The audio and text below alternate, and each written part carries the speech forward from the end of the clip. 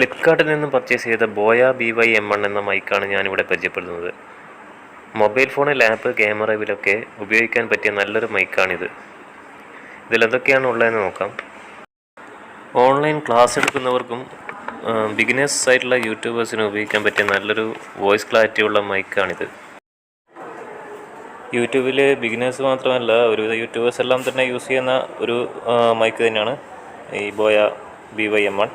ഇനി ഇതിൻ്റെ സ്പെസിഫിക്കേഷൻസ് എന്തൊക്കെയാണെന്ന് നോക്കാം. നമുക്ക് സ്പെസിഫിക്കേഷൻസിൽ ഇതിൽ കൊടുത്തിരിക്കുന്നത് പിന്നെ ഇതിൻ്റെ ലെങ്ത്ത്, കേബിളിൻ്റെ ലെങ്ത്ത് 6 മീറ്ററോളം ലെങ്ത്ത് ഉള്ളതാണ്. പിന്നെ അതുപോലെ LR44 അതാണ്. ഇത് ചെറിയൊരു ബാറ്ററിയാണ്, 10 രൂപയോളം ഏകദേശം പുറത്ത് റേറ്റ് ഉണ്ടാവും.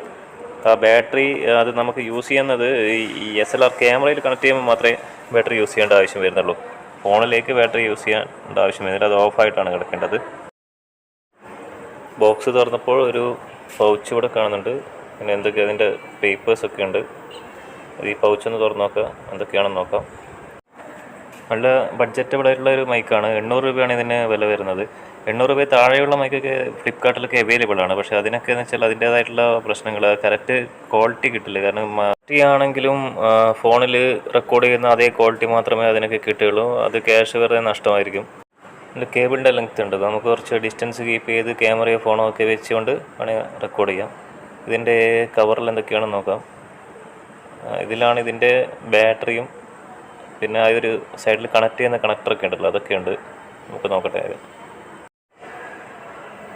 ക്യാമറയിലേക്ക് കണക്ട് ചെയ്യാനുള്ള ഒരു കണക്ടറുണ്ട്. പിന്നെ അതുപോലെ തന്നെ ഈ വോയിസ് ക്വാളിറ്റി കിട്ടാൻ ഒരു സ്പോഞ്ച് ഉണ്ട്. അത് നമുക്കിവിടെ കണക്ട് ചെയ്ത് വെക്കാം. ഇത് കണക്ട് ചെയ്യുമ്പോൾ നമുക്ക് പുറത്തുള്ള എയർ, അതായത് ഫാനിൻ്റെ ഒക്കെ സൗണ്ട് ഉണ്ടല്ലോ, ആ നോയ്സൊക്കെ ഒഴിവായി കിട്ടുന്നതാണ്. പിന്നെ ഇതിൻ്റെ കണക്ടർ, ഇതിൽ ഈ ഞാൻ പറഞ്ഞില്ല ബാറ്ററി ഉപയോഗിക്കുന്നത്, ആ ബാറ്ററി നമുക്കിവിടെ കൊടുത്തിട്ടുണ്ട്. ഇതിൽ ഫോണിൽ ശരിക്കും ഓഫായിട്ടാണ്, ബാറ്ററി ഇട്ട് കഴിഞ്ഞാൽ ഓഫായിട്ടാണ് വെക്കേണ്ടത്. ക്യാമറയിലാണ് ബാറ്ററി ഓണായി വെക്കേണ്ടതുള്ളത്.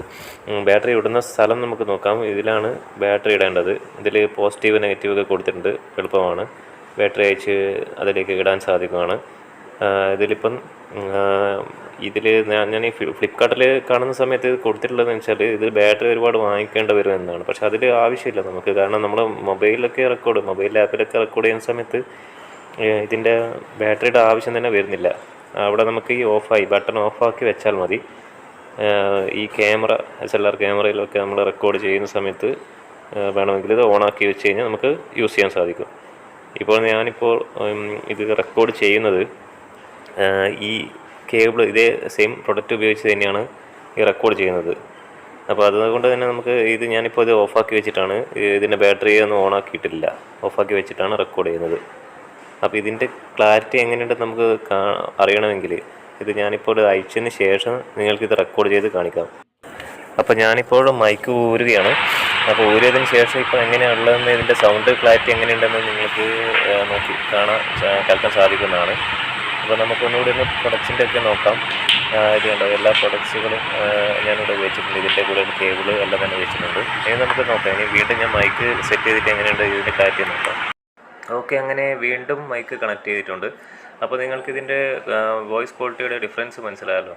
അപ്പോൾ ഇതൊരു ഫാൻ ഇട്ടിട്ടുള്ളൊരു സ്ഥലത്ത് നിന്നാണ് എടുക്കുന്നത്. അപ്പോൾ അതുകൊണ്ടാണ് ഇതിൽ കൂടുതലായിട്ട് അതിൻ്റെ ഫാനിൻ്റെ ഒക്കെ സൗണ്ട് കേൾക്കുന്നത്. എന്നാൽ മൈക്ക് കണക്ട് ചെയ്തതിന് ശേഷം അതൊക്കെ ക്ലിയർ ആയിട്ടാണ് ലഭിക്കുന്നത്. ഇതിനേക്കാൾ ചീപ്പ് റേറ്റിലുള്ള മൈക്കുകളൊക്കെ നമുക്ക് ഫ്ലിപ്കാർട്ടിൽ ലഭ്യമാണ്. എന്നാൽ അത് സാധാരണയായിട്ട് അതിനെക്കൂടി യാതൊരു ഉപയോഗവും ലഭിക്കുന്നില്ല. കാരണം സാധാരണ കണക്ട് ചെയ്താൽ ഫോണിൽ റെക്കോർഡ് ചെയ്യുന്ന പോലെ തന്നെയാണ് നമുക്ക് കേൾക്കാൻ സാധിക്കുന്നത്.